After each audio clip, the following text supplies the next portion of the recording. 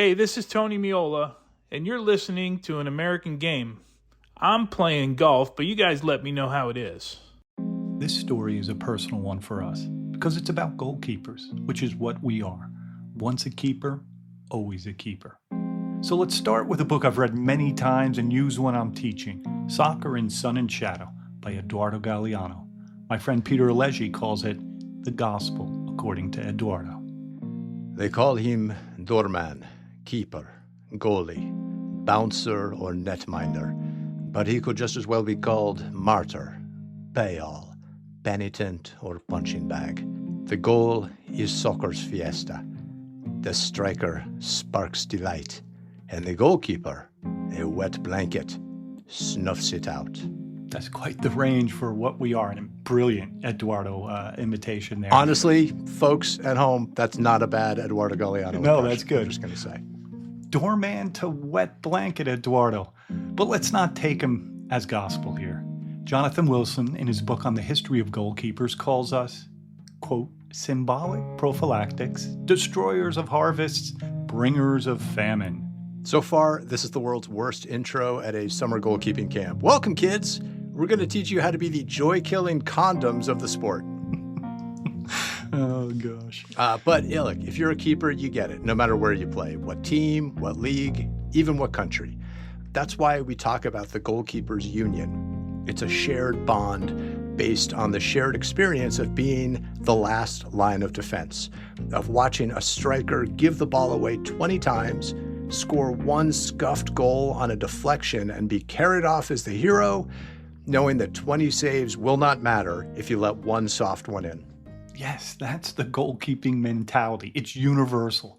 So why are we doing an episode about keepers for a podcast on American soccer history? Very simple. It's the one position where, historically, Americans have earned some respect. And if we hit pause right now, I'll bet most of the audience could explain why. Americans grow up playing sports like basketball and baseball, so they learn to use their hands from a young age. And when some of those multi-sport athletes bring their toughness and athleticism to goalkeeping, they have some baked-in advantages that many Europeans and South Americans, for example, don't have. Yeah, that's the classic take on U.S. keepers. We've heard of it about the likes of Tony Miola, Casey Keller, Brad Friedel, Tim Howard. As well as keepers like Briana Scurry, Hope Solo, and Alyssa Nair. Yes, that's the conventional wisdom. Let me add a quote from a newspaper article to that. Goalkeeping is one department of soccer in which America does not lag behind foreign countries. There's one position on the soccer field that has become so Americanized as the goalkeeping position. It is significant that the most brilliant goalies also are good basketball or baseball players. The ability to dribble and pass a basketball accurately is a distinct asset. Likewise, fielding in baseball requires alertness and a sense of anticipation that is useful in tending goals. That could have been written last week. Yeah, it could, but that's the Newark Evening News from January 18th, 1935. And that is why we're doing this episode. The American goalkeeper is an old story, much older than most people realize. Sure is. The first world-class American keeper played in the 1880s. An American notched the first World Cup shutout ever in 1930. So we want to celebrate some of the forgotten destroyers of harvest, bringers of famine, and see how they connect to the better-known ones of the last few decades. Because that's a theme we keep running into in U.S. soccer history.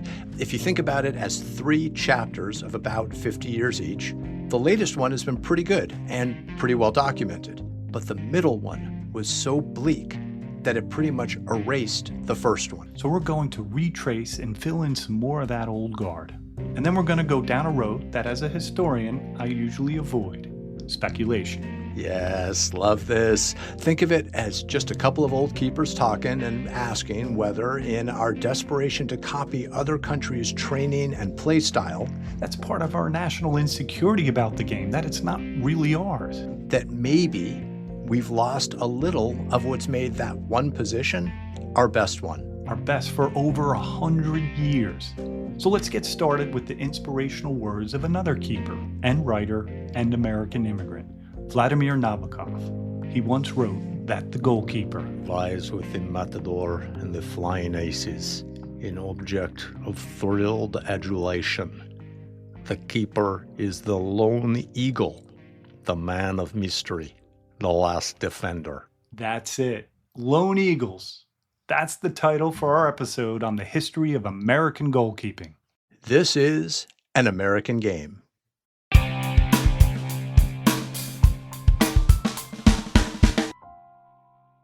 As we said in the opening, there's a common thread that connects all keepers.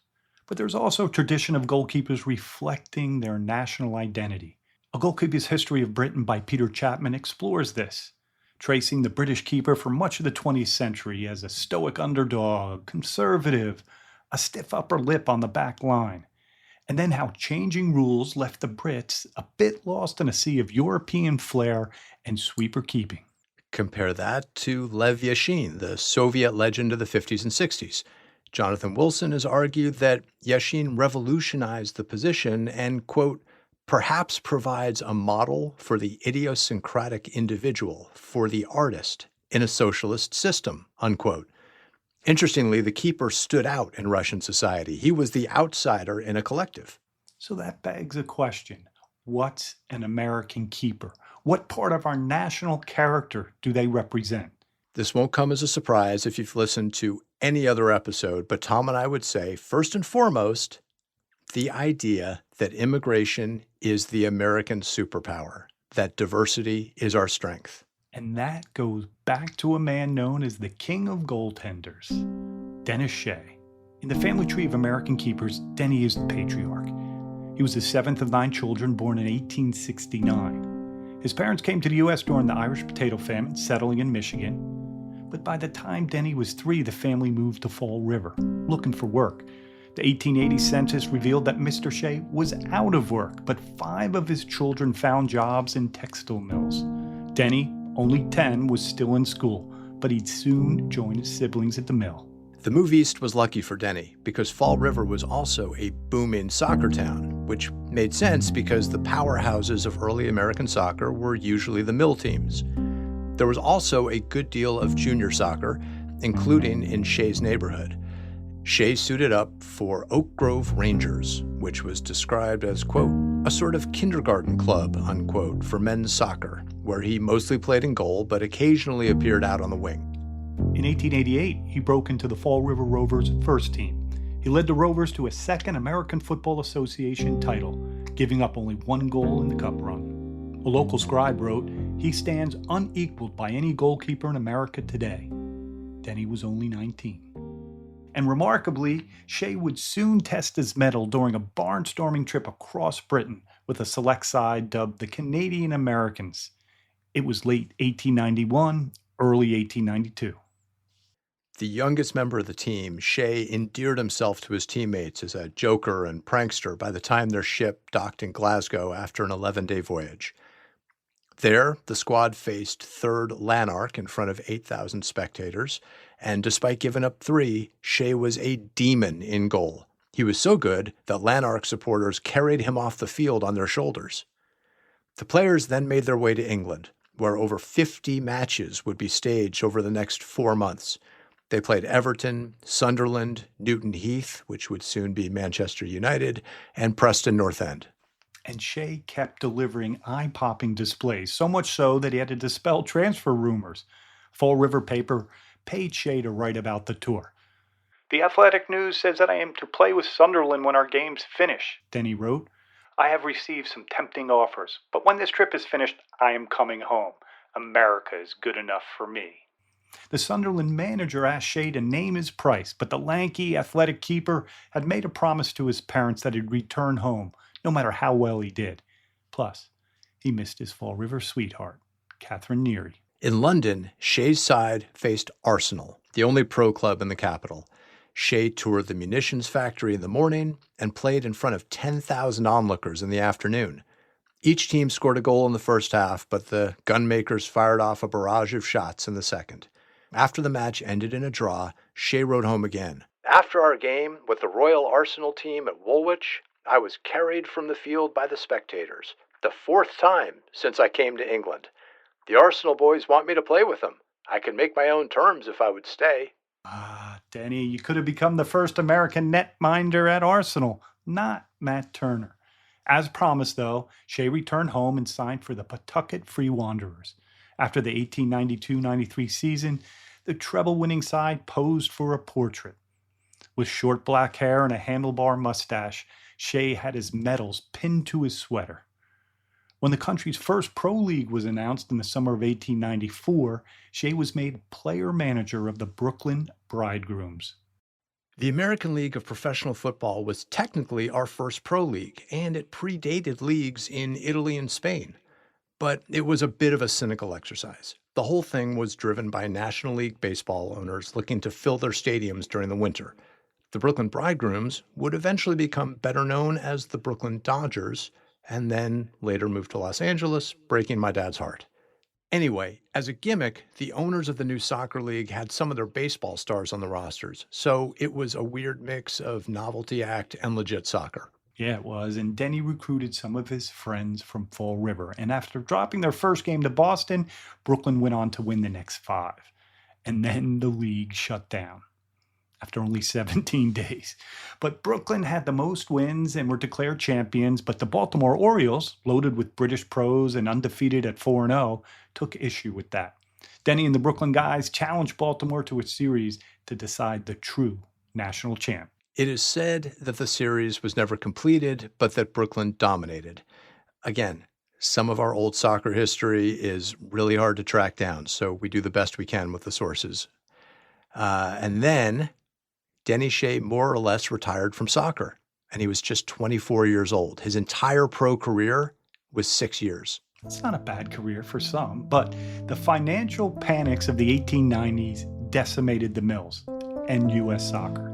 It would be 10 years till the Pilgrims FC tour from episode 1 kick-started the next boom. In the meantime, Shea opened up a tavern where he was always quick with a joke and a story.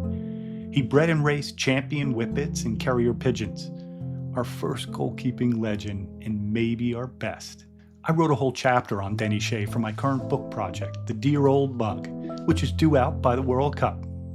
He's been saying that for the last 3 World Cups. Yes, I have, but it's about the AFA Cup, the subject of our 3rd episode. I identify with Denny, the storytelling keeper. If I ever opened up a soccer bar, I would name it The Keeper. You drink for free, my friend. Would the condom machine in the bathroom be sponsored by Reusch or Uhlsport? Writes my friend Tom in the script. Well said. Well done. I can write some jokes too once in a while. Go, take your swing. Yeah. Jump to the 1920s, and one of the hottest leagues in the world was the American Soccer League, the second effort at pro soccer in the U.S., which was still decades before, say, Germany's first effort. Just again, context of world soccer. The pay was better in the U.S. in the 20s than in England, and so some of their top pros would come over here to play. But still, an American core of goalkeepers dominated the league. Guys like Jimmy Douglas, Pete Renzulli, Stan Chesney, and Gene Olaf. Jimmy Douglas, one of the stars of our episode on the 1930 World Cup, was born in Kearney, that original soccer town and cradle of American soccer. His grandfather was on that Clark Threadmill team that won the first AFA Cup in 1885, a goalkeeper no less. Jimmy began his ASL career with his hometown club and made so many saves against Brooklyn Wanderers that it was said he had more arms than an octopus. After the 1924 Paris Olympics, he went on to play for 6 different ASL clubs. He recorded that first shutout in World Cup history against Belgium. Douglas was inducted into the National Soccer Hall of Fame in 1953, but there were other Hall of Famers, including Pete Renzulli and Stan Chesney, who could have made the trip to Uruguay in 1930. Renzulli, the oldest of 7 brothers born to Italian parents, was a young baseball player who stumbled onto an English kickabout at a Bronx park one day. When he took a swipe at the ball with his baseball spikes on, an Englishman yelled, "Hey, kid, don't kick the ball with your baseball cleats, and see if you can stop our shots." He was the chimney sweep from Mary Poppins. Anyway, Renzulli spent the next hour repelling one effort after another, and Pete ended up joining their club at age 16, the only American, and went on to have a 15-year career. Then we get to Stan, the international man Chesney. He was 6'4", 200 pounds, and he played 17 seasons for the New York Americans. Growing up, he was a handball champion, an all-state baseball player at Bayonne High School in New Jersey. He got a tryout for the St. Louis Cardinals farm team. His baseball helped set a trend. In an era of no keeper gloves, they didn't come around till the 1970s, he began wearing his baseball pants and cap. He said, "Wearing loose-fitting baseball pants had its decided advantages. I avoided numerous cuts and bruises."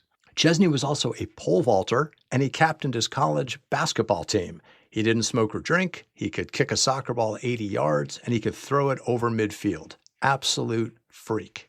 Stan, the international man. He was regularly Do we know why he's called that? We actually don't know why he's called that, do we? Well, I think no, because he played against all these international teams, right? He was regularly picked for ASL select teams against touring clubs, including a shutout against Scottish Cup holders Kilmarnock in 1930. Another Bayonne high school star was Gene Olaf, who would become the top American goalkeeper of the 1940s. Gene's father was a Swedish seaman who emigrated to the U.S. and joined the National Guard to become a citizen.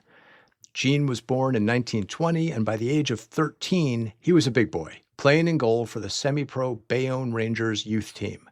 He stuck with Rangers all the way through high school, making it to their senior team while also starring for Bayonne High. From Chesney to Olaf, a goalkeeping dynasty homegrown off Exit 14A of the New Jersey Turnpike. Now, Olaf admired Chesney, who wouldn't, and copied his baseball pants and cap style in goal. But the 1940s were not a great time to try to be a pro soccer player. Though he won titles with Brooklyn Hispano in the early part of the decade, Olaf joined the Navy and deployed as a diver in World War II. He came back to New Jersey in 1946 and took a job with the state police, which required him to live in the barracks. In order to continue to play with Hispano, Olaf needed to request a pass each weekend. Despite that, Olaf and Hispano won the 1946 Lewis Cup, which was like the national cup competition for pro clubs. And that same year, Gene played 2 games against Liverpool. Their manager, George Kay, told the newspaper that Gene was good enough to play in the English First Division. But Gene wasn't going to give up on a police career that allowed him to retire with a pension at age 50. Olaf was invited to join the U.S. national team for the 1950 World Cup, but the Stadies wouldn't give him a leave of absence. Gene Olaf, another big U.S. soccer what if. I visited Olaf at his retirement home in 2017, and he said catching an old leather ball when it was soaking wet was like trying to catch a cannonball. And if his soccer career was a what if, his career in law enforcement was pretty impressive. He became the commander of the state police. He would attend the annual induction ceremony at the National Soccer Hall of Fame too, swapping stories with other old-timers as well as new inductees. I attended his funeral, and there were lots of soccer folks and state troopers there. In Douglas, Renzulli, Chesney, and Olaf, we've got 4 native-born American soccer stars, like legit top-class players, who were the children or grandchildren of immigrants. All were big, multi-sport athletes, and prototypes for the Miola, Keller, Friedel, Howard run of keepers who most of us are more familiar with. And let's add one more to that historical list, Frank Borghi of St. Louis. A lot of U.S. soccer history pre-1994 lives in the shadows, but Borghi is one of the few players who's gotten a bit of a spotlight, and well-deserved. Born in 1925, Borghi was another baseball star who switched to soccer, choosing to play in goal because he didn't think he had the feet to play anywhere else. I mean, he didn't really have the feet to play in goal either. He didn't take his own goal kicks. He'd have a teammate do them, but he had a fantastic throw. Borghi's career was also stunted by world events. He served as an Army medic in World War II and fought across Europe, including the Battle of the Bulge. He was awarded the Bronze Star and a Purple Heart before coming home and turning pro. And with Gene Olaf unavailable, Borghi got the call for the 1950 World Cup and got maybe the most famous shutout in U.S. soccer history, the 1-0 win over England. Borghi worked hard for that clean sheet. England bombarded his goal, and he had to make several big stops. But the goal by Haitian-born Joe Gaetjens in the 38th minute was the difference. Hey, Kirk, who would you cast Borghi as in a movie? I would go with Bobby Cannavale. He's got the look, he's got the size, and I worked with him the last couple seasons on Will and Grace. He is a super nice guy. Well, if you checked your IMDb, there was a movie made about the 1950 team. And Gerard Butler played Borhe. Glaswegian Gerard Butler. First of all, if you think my accents are bad, Gerard Butler playing an LA native in the Den of Thieves movies, I think is arguably worse. When I'm hearing him going like, look, I played high school football in Los Angeles, all right? I think I could do better than that. Also, a young Jerry Butler was a hair model at a salon in Glasgow that a friend of mine worked at. 17-year-old Jerry Butler with long hair that would get done up for hair shows. Okay, Butler played Frank Borhe. Fine. That's one cinematic goalkeeper. But Tom, who's our favorite? Sly Stallone in Victory, or here in Europe, Escape to Victory, that 1981 epic film. Hey, yeah, let's go. Come on, guys. Hey. Yeah, Hatch. We got nicknames as keepers. Sometimes we were called Hatch. And Michael Caine shot from the waist up the entire time, so you would not see that he wasn't running. That would be me now, right? Shot from the waist for sure. up. Yeah, just all hands. Unfortunately, the win over England was a rare bright spot in the 50-odd-year dark age of American soccer. The U.S. wouldn't qualify for another World Cup until 1990, and the only pro league, the NASL, would kick off in 1968, but featured foreign stars like Cruyff, Canalia, Beckenbauer, Best, and of course, Pelé. And in goal, the New York Cosmos featured West German star Hubert Birkenmeier, who didn't speak English when they first signed him, but we loved him anyway. I begged my parents for his old sport gloves, the ones with the smooth red palms, plus his dark blue padded pants and bright yellow jersey. We all wanted to look like Hubert in goal. So what was happening with U.S. goalkeepers during these dark decades? Well, weirdly, or maybe not, given that history of American keepers, the Lone Eagles were the one position that kept up with the world. Goalkeeping coaching as a formal job started in Brazil in 1970. They learned from a series of videos from Yugoslavia. But before that, goalkeepers everywhere were self-taught. And in that same year, 1970, the U.S. Soccer Federation hired German coach Detmar Kramer to set up a national coaching school. The first A license went to Manfred Schellscheit, a dear friend of the show and subject of our documentary, Voice of the Game. But at the same course held at the Moses Brown School in Rhode Island, Kramer asked a Ukrainian American named Joe Machnik to handle the goalkeeping. You probably know Dr. Joe as the retired referee and in-house rules expert on TV broadcasts, but he was an All-American keeper in the early 60s who won a U.S. Open Cup in 1965 with the New York Ukrainians. And a few years after that first U.S. coaching course, Machnik started the #1 goalkeepers camp. Other camps sprung up around the country. The point is, while U.S. soccer was stagnating in the 70s, in the middle of our dark age, goalkeepers were in the lab, keeping up with other countries somewhat. And even in the NASL, for all its foreign influence, some called it the non-American soccer league, goalkeeper was a position they used to fill American player quotas with, which is how the Cosmos ended up with another one of our favorite keepers, Shep Messing. Shep grew up in New York, played at Harvard, and was on the U.S. Olympic team in Munich in 1972. The attack on the Israeli team, the Munich massacre, took place just 30 yards from his room, and he and other Jewish members of the U.S. team were hustled out to safety by German soldiers. Tom and I both have Shep's autograph. Mine is attached to a photo of him wearing a Cosmos shirt and training pants playing platform tennis, which was a sport that had a brief window of popularity in the 1970s, and my mom did PR for it. So it's like pickleball or padel now? It's basically that, yeah. Well, it's the one that didn't quite catch on. Yeah. Well, in middle school, I took out Shep's book out of the library, top that, The Education of an American Soccer Player. He wrote about his father building him a kick wall in the driveway. Shep would train against it, and at the end of every session, he did what he called his test of nerve, making diving saves on concrete. You think I ever tried this, Kirk? I think you more than I did, for sure. Yeah, I did it once and then moved on to using my sister's gymnastics mat. Much softer landings, but it helped me develop my diving technique.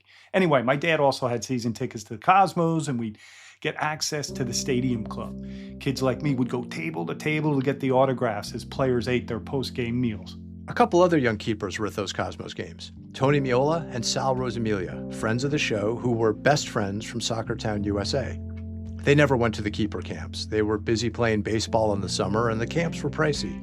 But they'd go to Cosmos matches at Giant Stadium, just across the meadows from Kearney. They'd show up early and watch the keeper warm-ups. Then they'd copy what they saw back in Kearney.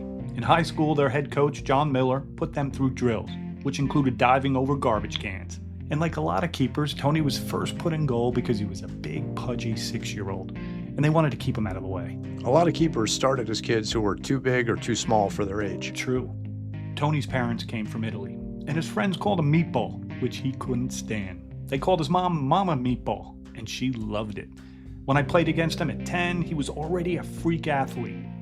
By his teens, Tony would strut into tournaments with a massive boombox on his shoulder. He had an aura about him. Part of that came from years of playing pickup on the legendary courts in Harrison with guys like John Harkes and Tab Ramos. Tony had better feet than most field players. Now, I was your backup in college for a couple of years, and I knew that we weren't competing for the starting job. You were much better than me. Sal was also much better than me, but he had the misfortune of competing with Tony for 3 years in high school. Sal was a fantastic keeper. He went on to have a great college career at Columbia University. But sure, his best friend was the top keeper in the country. So their senior year, they decided Sal would be the starter and Tony would play up top as striker, where he led the state in scoring. Another freak athlete, drafted by the Yankees, invited by the Jets to try out as a place kicker. Tony got his national team break during the summer of '89. Due to injuries, the U.S. needed a backup, and Harkes and Ramos put in a word for their old friend, who was on summer break from UVA. Dr. Joe put Tony through a quick tryout session in a park next to the team hotel and told head coach Bob Gansler, "Bob, he's good." Another injury put Tony on the field in a friendly against Benfica, and he remained the U.S. starter for the next 2 World Cups. In 1990, the U.S. played Italy in Rome. Tony's parents were there to see what Italian fans were expecting to be a 10-0 blowout. But Tony and an inexperienced U.S. team battled for a 1-0 loss. They won a lot of respect that day. And like Stan, the international man, Tony made a fashion choice. Keeper shirt and Lycra bike shorts. So glad that didn't take off. Last Tony story. In 1994, as the U.S. was approaching the end of its famous win over Colombia, Tony took a moment during a dead ball to look around the Rose Bowl. It's a sunny day, the U.S. is winning 2-0, the crowd's going crazy, and he's just kind of taking it in. And then he catches his friend Sal in the stands, and he remembers that Sal had promised to run onto the field naked if Tony shut out Colombia. And Sal's shirt was off. Colombia did manage a late score, and Tony said that he was bummed to lose the shutout, but the world had no idea what that goal had saved them from. Anyway, the old NASL, flawed as it was, had shown a pathway for goalkeepers.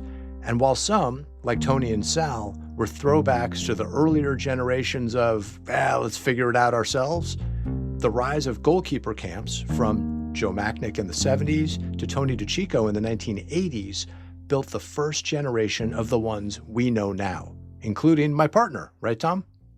Right, yeah, I went to those camps as a kid. Dr. Joe saw that keepers were just cannon fodder at the typical soccer camp. He felt they were just being abused, so he designed a curriculum, remember this for later, that revolutionized keeper training in the United States. These camps introduced the technical and tactical elements of the position. It was 3 sessions a day plus classroom work. Dr. Joe ended up, authoring how-to manuals on the position. As a soccer nerd, I ate it up. I mean, I wish I still had those notebooks and books. I just checked online, and So You Want to Be a Goalkeeper is selling for $50. Dr. Joe told us that a few girls and young women started to attend the camps in the 80s, and that number grew when Tony DeCicco started his Soccer Plus camps. Tony took over the U.S. women's national team from Anson Dorrance and was a big supporter of Briana Scurry, who was voted Female Athlete of the Year in Minnesota after winning a state championship in soccer and being All-State and All-American in basketball, while also running track and playing softball. Take that, Tony Miola. And apparently, basketball was her first love. A Michael Lewis profile in 1999 mentioned that the 5'8" Scurry was considering a post-soccer run at the WNBA. You mentioned basketball. In 1891, Dr. James Naismith, a YMCA instructor, nails a peach basket to a wall in Springfield, Massachusetts. He told his charges to throw a soccer ball into it, and basketball was invented. And it's been in our DNA of our Lone Eagles ever since. The 1999 World Cup victory is best remembered for Brandi Chastain's penalty kick, but Scurry only allowed 3 goals the entire tournament, had 4 shutouts, and saved a penalty in the final. DeChico said, quote, "I've said all along that she's the best goalkeeper in the world," unquote. Best keeper and also a tremendous all-around athlete. Actually didn't start playing soccer until she was 12, when she was forced to give up tackle football. Dr. Joe had Briana at his camp as an instructor and said she was the best athlete, better than any of the male goalkeepers on the national team. In 2017, Scurry was the first female goalkeeper and first black woman to be inducted into the National Soccer Hall of Fame. So here again, we have the prototypical American keeper, right? Great multi-sport athlete with hands and hand-eye coordination developed on other courts and fields. And here we have to talk about the influence of Title IX, the 1972 law that prohibited sex-based discrimination in education programs and activities that receive federal financial assistance. That mostly impacted colleges and universities who got more federal dollars, so college sports opportunities for women exploded over the next few decades. But that also trickled down. Before 1972, it was estimated that only 7% of high school athletes were female. By 2010, it was 41%. So now you can get a Briana Scurry in Minneapolis. And U.S. women's soccer was dominant by the 1990s. The 1996 Atlanta Olympics included women's soccer for the first time. The Atlanta Games were dubbed the Women's Games because that first generation to grow up under Title IX dominated the medal count. That included the U.S. national team, who beat China in the final with Scurry in goal and Mary Harvey, who had won the first World Cup with the U.S. in 1991, backing her up. Title IX also meant we could get a Saskia Weber, who played 28 times for the U.S. And when I met her in an Angel City game last month, she looked like she could play a 29th. Scurry's backup on the 99 team, Weber was a 4-year starter at Rutgers, as well as a former Miss Rutgers bodybuilding champion who also swam, played baseball, lacrosse, and tennis, and is in the Rutgers Sports Hall of Fame. When people say, what if our best athletes played soccer? The answer is, some of them already do, and they're called goalkeepers. Coming up behind Scurry, Weber, and Harvey was Hope Solo, who played forward for her Richland, Washington high school team and keeper for her ODP one. And played forward doesn't really do it justice. She scored 109 goals, leading her team to 3 consecutive league titles from 1996 to 1998 and a state championship her senior year. I believe she is still the all-time leading scorer in Washington State girls high school soccer. She also starred on the high school basketball team. So again, take that, Tony. At the 1999 Pan Am Games in Winnipeg, an 18-year-old Solo trained with the men's keepers, including Tim Howard. After the competition, the national team goalkeeping coach, Peter Meller, told her that her performance was the best he had seen by any goalkeeper of any gender. We'll come back to Meller in a couple minutes. A few years after Hope came Alyssa Nair, a 3-time All-State soccer player from Connecticut. She also scores 2,000 points in her high school basketball career. After Scurry and Solo, Nair becomes the 3rd keeper in U.S. women's history to make 100 appearances. And when she retires in 2024, she'd won a World Cup, an Olympic gold, and also a Gold Cup, where she saves 3 penalties against Canada, and to top it off, scores one herself. Near perfect outing, right? So, Scurry to Solo to Nair, the success of the U.S. women's national team in the last 30-odd years is, look, obviously it's due to brilliant field players like Mia Hamm, Abby Wambach, Carly Lloyd, Megan Rapinoe, and the list is honestly too long. But another goalkeeping expert we spoke to for this episode is Phil Wedden, who's currently the goalkeeping coach for the Philadelphia Union in MLS, but is also the only person to ever serve as goalkeeping coach for the men's and women's national teams in World Cups, and he's also got a couple Olympic golds to boot. He talked about the importance of goalkeepers doing all the simple things well, but the elite ones being able to make big saves at big moments. And for decades, that's what American women have done, and often that was the difference in big games. Sure was, but if we're talking about big plays in big games, there's the Secretary of Defense, Tim Howard. He started that move that led to Donovan's epic goal in the Algeria match in 2010, and then stands on his head in a game against Belgium in 2014. And at the same time, he's making big plays across hundreds of matches for Manchester United and Everton. Howard was also that athletic, technical goalkeeper in that tradition. Like so many others, he played lots of sports and excelled at basketball. While I was teaching and coaching at St. Benedict's, we faced Tim in the under-17 national team. I had heard about him and watched him during warm-ups. You could see he had it, much like Miola. Trained from a young age by Tim Mulqueen, Howard was in the crowd when Tony nearly shut out Colombia in 1994. Mulqueen turned to him and said, "That'll be you one day, Tim." Meanwhile, in another part of the stadium, Sal Rosamilia was taking his shirt off and psyching himself up to run naked in front of 80,000 people. And for the record, Sal was happy that that goal was scored. I mean, he's a true patriot, but he was happy that it was a 2-1 victory. Tony saved everybody that day. Yeah, Tony did. "That will be you one day" is also something Hope Solo heard from her ODP and college coach, Amy Alman, now Amy Griffin, who was herself a former national team keeper. That's the power of a coach who believes in you, seeing the future before you do. Speaking of seeing the future, a young Brad Friedel stood for 90 minutes cheering on Liverpool at Wembley in 1981. He was 10 years old, and his dream was set. At Princeton, we played against Friedel's UCLA, and they were one of the top teams in the country. Kobe Jones, Joe Max Moore, Chris Henderson, all future World Cup players. At 6'4", Brad was a giant for that era, but what really stuck out was his angle play and that there was so little to shoot at. Plus, he'd roll the ball out of his box and kick it off the floor to a teammate 3/4 of the way up the field. We had never seen that before. But the star of that game? Tom McCabe, who had about 14 saves in a game that ended up going to extra time. Yeah, I was busy that day. We didn't get to see them in person, but there were two others during the heyday of college keepers, Seattle's Casey Keller and Marcus Hahnemann. Again, excellent shot stoppers with impeccable angle play. There must have been something in the water in the Pacific Northwest at that time. Both went on to long pro careers in Europe. And those careers happened quickly, right? That trend of the American keeper making it to England, the very place that Friedel dreamed of as a kid. It was like a reverse British invasion. Jürgen Sommer was the first, then Casey, followed by Brad and others like Marcus, the other Brad Guzan, and then, of course, Tim Howard. The goalkeeping experts we interviewed for this episode, Dr. Joe, Phil Wedden, Bill Reno, and Matt Pizdrowski, all agreed that our Lone Eagles were technically advanced, but tactically behind because they played less games than their European counterparts. The college game was very good then, but it wasn't enough. Fighting against stereotypes, Americans can't play this game, they were, importantly, the first to prove that we could hold our own at the top of the global pyramid. At the same time, there was Major League Soccer, which nurtured some notable U.S. talent also. Bill Reno's top MLS keeper of all time, that would be Nick Raimondo of Montclair, California.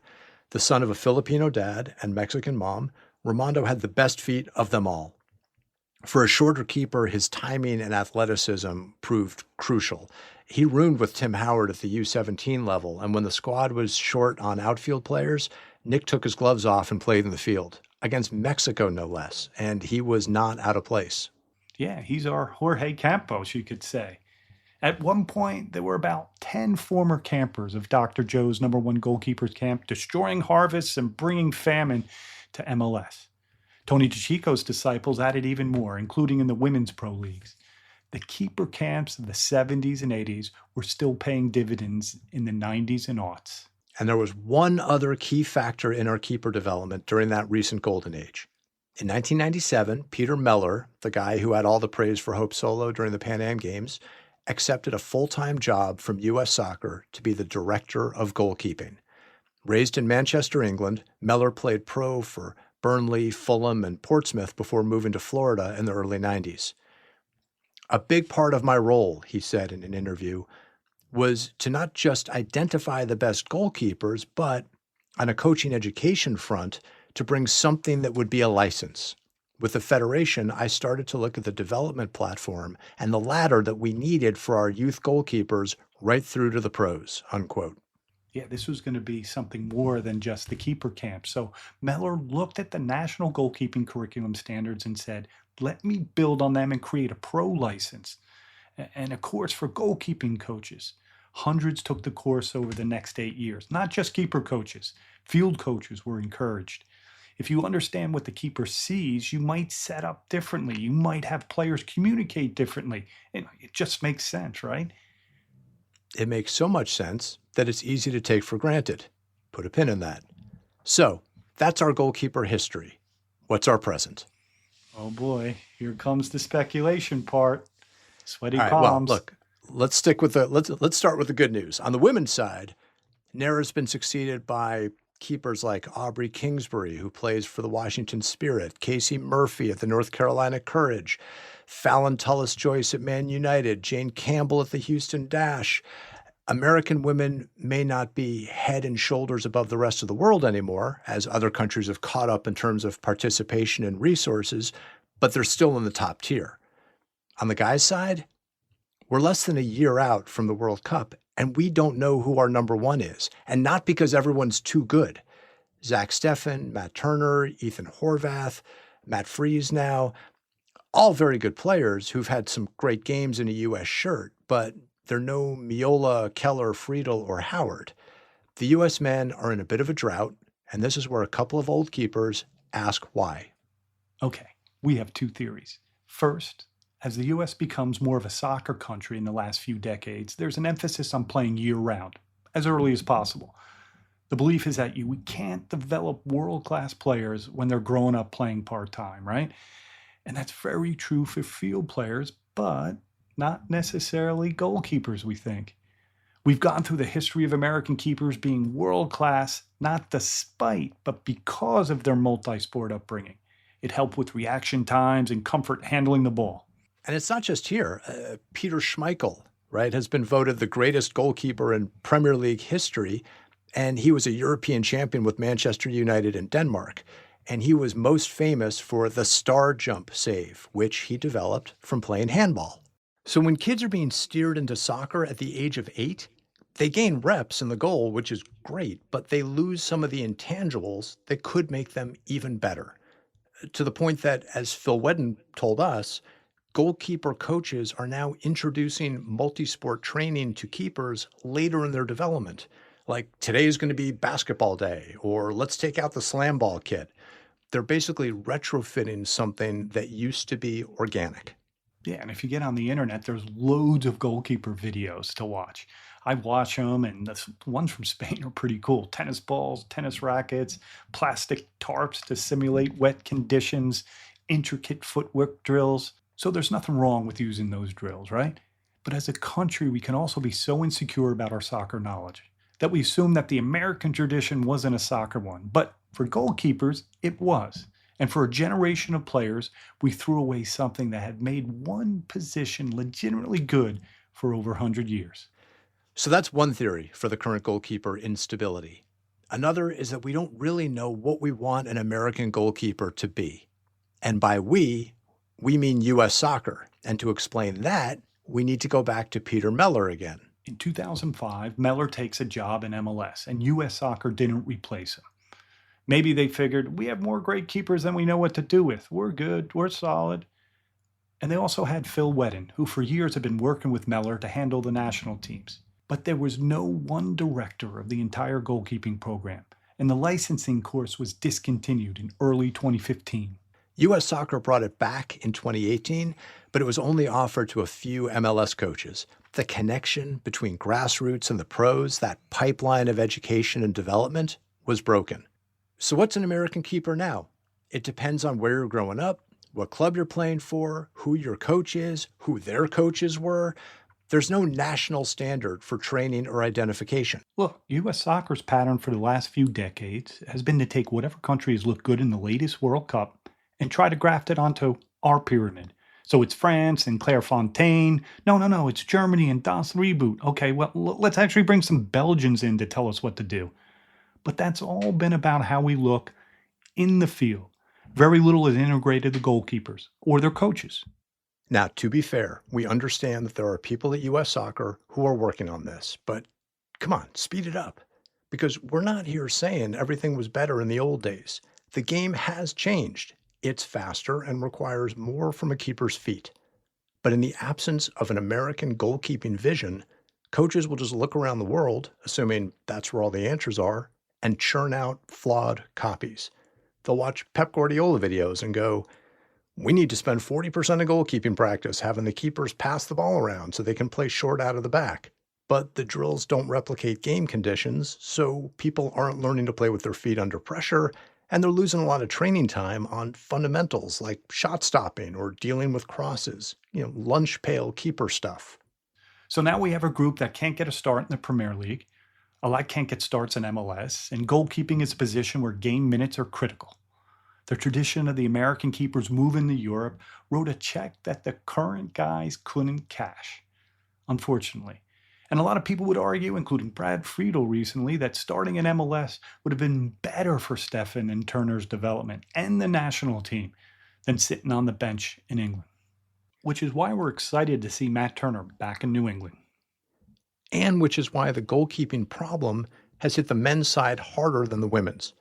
For U.S. women, college soccer is still a legitimate pathway to the pros, and the resources and quality in the college game are enough to prepare a goalkeeper to reach the next level. A field player might benefit more from skipping college or leaving early and not getting a lot of minutes with a pro team, but just training at that level every day. But a college goalkeeper can work with a fantastic coach and play between fall season, tournaments, spring season, and summer league 30 to 40 games a year. So look at some of the great younger keepers I mentioned earlier. Jane Campbell played at Stanford, Aubrey Kingsbury at Wake Forest, Casey Murphy at Rutgers, and one that I didn't mention, Mandy McGlynn, who plays for the Utah Royals and the national team. She was a 4-year starter at Virginia Tech. And coming out of high school in Jacksonville, Florida, she was all-conference her senior year as a forward. Take that, Tony. She also lettered in volleyball. Mandy McGlynn, classic American keeper. So as we look for a way forward with U.S. goalkeeping, and this won't come as a surprise to anyone who's listened to any other episode of An American Game, we think it's crucial to look at our past, to appreciate what has made American keepers elite since the 1880s, and incorporate into that a revised, modern national coaching license that defines what we're looking for and how to develop it. I mean, that just makes sense, right? And that's our episode on Lone Eagles. Goalkeeper Union, activate. Wait, squawk? Squawk, what's an eagle sound like? I don't know. What's a group of... What's a group of eagles called? You sent me something I think on it's a group a of bald tower eagles. or a pride or A guzan. flock, a guzan. Yeah, like it. There it is. All right. Lone Eagles. Thanks, everybody. Activate.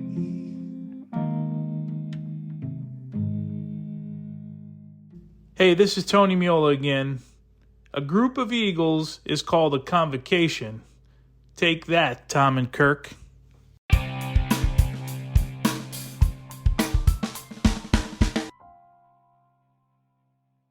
All right, so Tom, now that the show's over and we're not recording anymore, I realize we forgot to talk about a huge piece of American goalkeeping history, which is when Alexi Lawless scored on you in college. I thought we deliberately edited that out, but that is true. He came loping up from his center back position, opie-dope, and I think the ball hit his head and it went into the corner. Low light in my college career for sure. Yeah. Just one of a long line of U.S. national team players who scored on you, if I'm not mistaken. Kobe Jones in extra time against UCLA. I remember that one. Yeah. Kobe scored. Chris Henderson. Joe Max. Goose. Yep. The Goose. Yep. A lot of defenders loping up and putting them by you. We weren't so good at defending set pieces now, were we? But yeah, I was all Ivy, all generous my first year. We played big teams, though. Come on, you're going to go against big players, big teams. You're going to give up some goals. Yep. All right. Well, good stroll down memory lane. And lovely. No one else is going to hear this. Nope. Thank you for that. Thank you for editing that out. I appreciate it. Anytime.